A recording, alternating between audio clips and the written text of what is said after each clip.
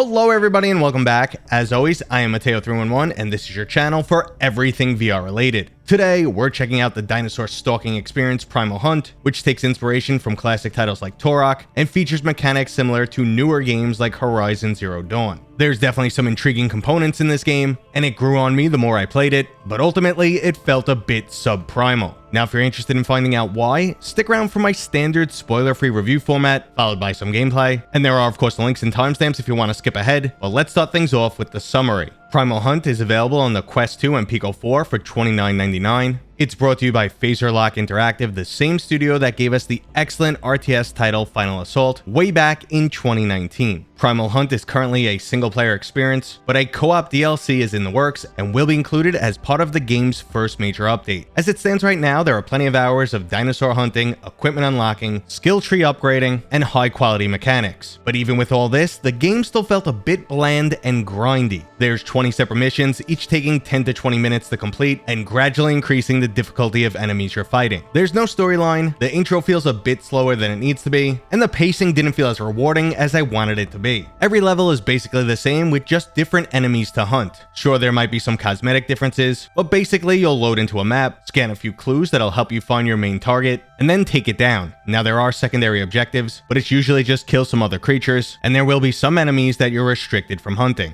Now it's up to you if you want to stealth past enemies or fight everything you see, but this is the entire game, just rinse and repeat. In between missions, you could put your kills on display in the trophy room, use skill points to update your stats, and new gear will be unlocked in a linear fashion. Now if you happen to die during any of those 10 to 20 minute hunts, you'll have to start the entire level over. Now overall, there's nothing here that makes for a bad game, it just wasn't enough to truly get me excited, even though I will admit the game grew on me a lot more over time. Unfortunately though, as of making this video, I've only spent 3 to 4 hours in game, completed about 60% of the hunts, and it looks like this will be one of the few games that I review that I don't actually end up finishing. But right now we're moving outside of the game summary and into my personal opinion. So my initial thoughts were, wow, these environments look pretty bland, but the dinosaurs look good enough. The mechanics took a moment to adjust to, but ultimately they feel really solid. There's definitely some strategy needed when hunting larger prey, and the cybernetically enhanced dinosaurs can kill you almost instantly. I enjoyed sneaking up on enemies, setting traps, and then taking them out without getting a scratch on me, but at other times I was convinced this game's collision detection was just off, as arrows seemed to pass right through enemies, or I sustained a hit from an opponent that was just way too far away. It felt a bit like a multiplayer game where you have a high ping, or an MMO title where you see the enemy's attack action, and you're a good 10 feet away, but still somehow manage to get hit. Now I'm not sure if this is happening because the game is designed with a co-op backbone, or there's just something else going on. Whatever the case, this caused me to rage quit more than once, because every time you die, you're forced to completely restart a level. It's one thing for a game to be challenging, it's another to have to deal with a cheap death, but the game is also occasionally too easy. There will be many hunts where you could just get in a tower and take out your prey with impunity. Even enemies with ranged weapons will tend to position themselves directly under the tower, so they can't get an angle on you, but you could still rain down hell. The balance just feels slightly off at times. I've had fights that were extremely intense and I barely took down the enemy, and there were other times where I just barely grappled to safety at the last second, but these experiences felt like outliers rather than the norm. And those skills and new weapons you unlock between missions don't feel overly rewarding. So the obvious next question is, do I recommend this game? If you're interested in a quick drop-in, drop-out dinosaur hunting experience with stealth and strategy mechanics, this might be the right choice for you. There's definitely some fun to be had here and hours of gameplay, plus it scratches a special itch that you really can't find on any other Quest 2 titles, but overall I was a bit disappointed, and unless you're specifically looking for this type of game, I would say either pick it up on sale or skip this one altogether. My opinion might change a bit when they release the co-op DLC, but we'll have to wait and see what happens. So here's my overall verdict and review score. Primal Hunt delivers excellent mechanics, but also bland graphics and lots of repetition. Occasionally your 15-minute hunts are extremely intense, but the majority of the time they're grindy, repetitive, and the upgrades aren't very rewarding. Now it's in no way a bad game, but rather just a bit underwhelming and occasionally frustrating. But let's see this game in action, starting with some tips on how to be the perfect dinosaur hunter.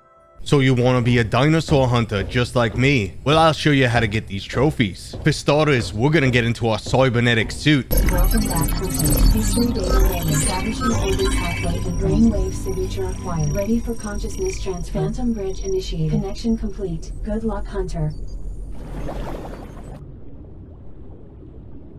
We're gonna use our heads-up display to track for clues.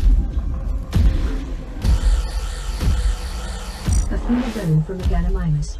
Multiple teeth marks from a possible Perpicomsognathus. Continue tracking along this path. And kill any little pesky buggers that come along the way. Don't forget your shield for protection, and you could also give them a right smacking. When things get hairy, you could use a grappling hook to fly to safety, and make sure to use stealth to sneak up on your prey. Some more tips for the advanced hunters out there. Your anchor arrows are great for delivering a shock, but you could also use them to tie down your foes. But these special arrows are limited, so use them wisely. And finally, if you're in a pinch, you could use your grapple arrows to inflict some damage on the enemy.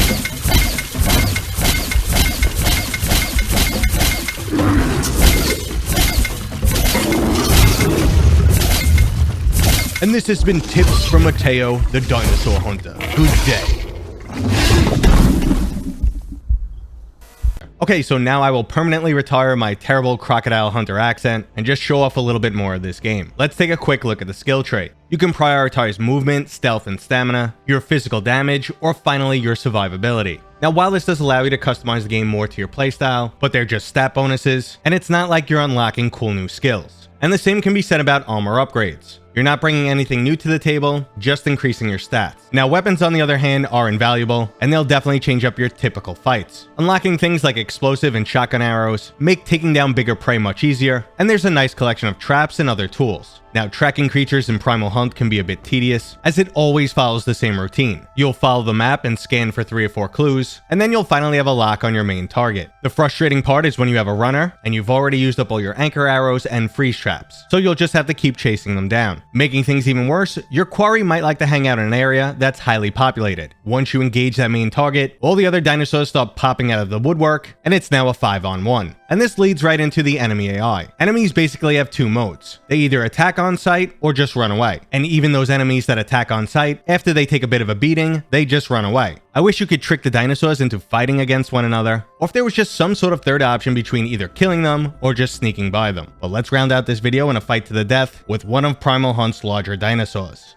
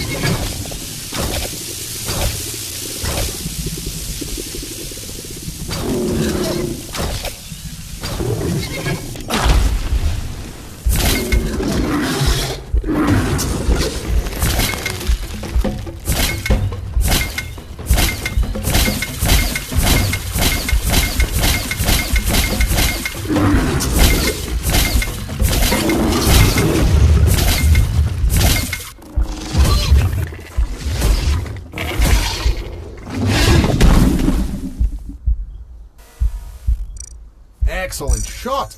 Your tracking skills are improving. That one will make a great trophy.